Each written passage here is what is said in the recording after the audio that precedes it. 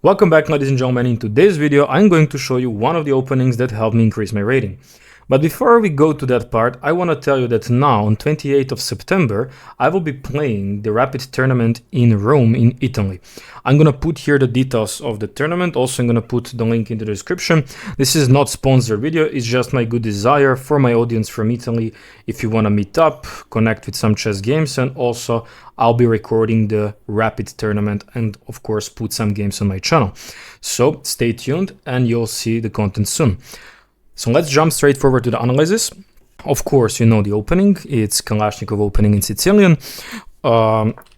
It's coming from e4, c5, knight f3, knight c6, d4. We take, and now e5. So for those who doesn't know how actually Kalashnikov Sicilian starts, it's actually marking with this move e5 here. Then after knight b5, we are playing the move d6.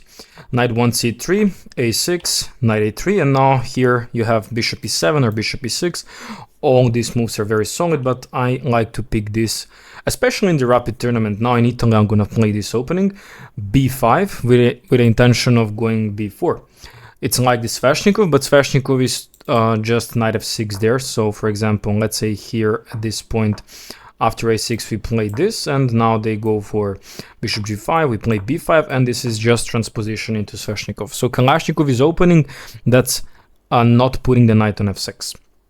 Not allowing at very early stage of opening to make this pin on g5 for their bishop. So that's why after b5, knight e5, and now we go knight g7. This guy went c4, one of the main lines.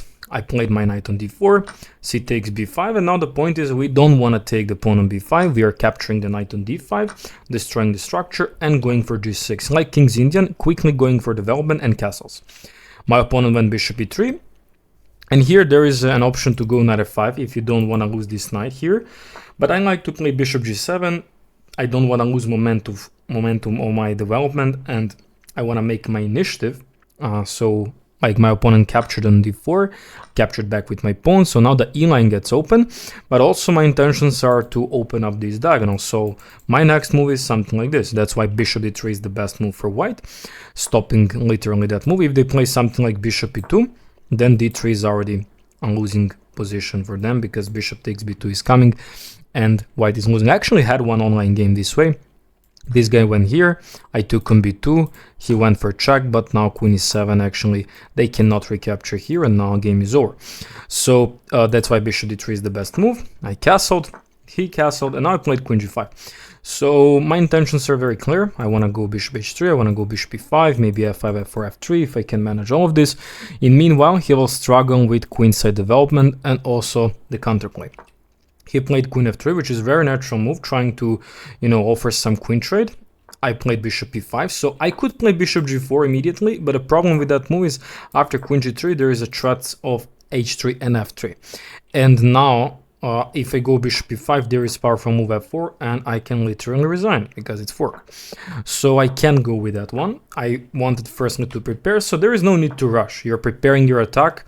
You have the same idea with bishop g4, of course. And I was expecting here from my opponent to go for the move h3, which looks very natural. After that, most probably I'm going to try to work for something like h5, and then maybe later prepare some sacrifices with bishop g4, king g7, rook h8, this looks very sharp. Or I'm going to focus a little bit on the queen side, since now he left the queen side with their queen.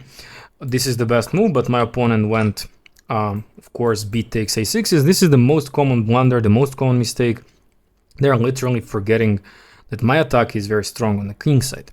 So I played bishop g4, they went queen here, I went f5, they went queen back, and now just bishop f3. So all these moves are in a row, kind of easy to see, very tempting, forcing, threatening mate now. And the whole point is after g3 is to play queen h5 or queen g4, and that's it, game over. Because you want to play next move queen to h3, and they're not in time with bishop e2 to trade your bishop. So my opponent went for this, but unfortunately we're gonna just take it. They played f3, but we just take it back, and now we are piece up. Game is practically over, but we can just see how actually the game continued.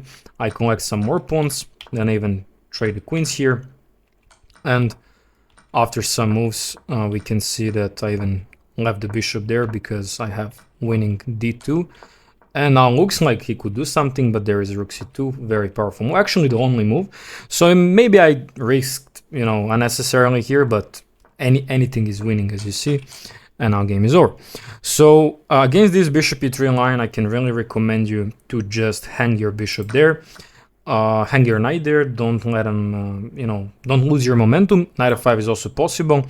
At that point, I think b takes a6, knight takes e3, f takes e3, and now queen h4 check.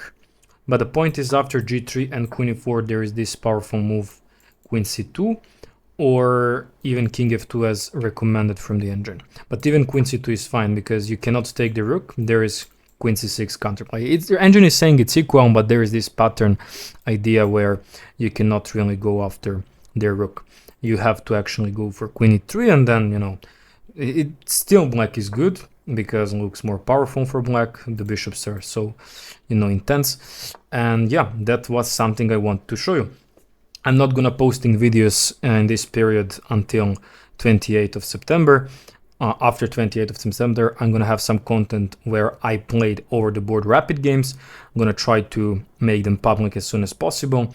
Thanks for watching, thanks for supporting me. And if you're in Italy, in Rome, I'll see you there. Bye bye.